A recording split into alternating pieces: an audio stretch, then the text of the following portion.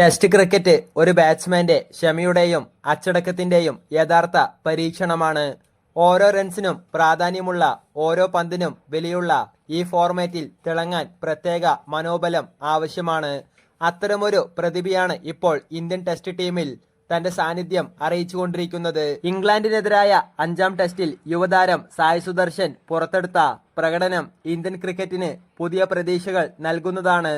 108 പന്തുകൾ നേരിട്ട് 38 റൺസ് മാത്രമാണ് നേടിയത് എങ്കിലും അത് അച്ചടക്കവും ക്ഷമയും വാഗ്ദാനം ചെയ്യുന്ന ഒരു ഇന്നിംഗ്സ് ആയിരുന്നു. ആക്രമണോത്സുകമായ പ്രകടനങ്ങളെക്കാൾ സാഹചര്യത്തിന് അനുസരിച്ച് ക്രീസിൽ നിലയുറപ്പിക്കാനുള്ള അദ്ദേഹത്തിന്റെ കഴിവ് ഏറെ ശ്രദ്ധിക്കപ്പെട്ടു.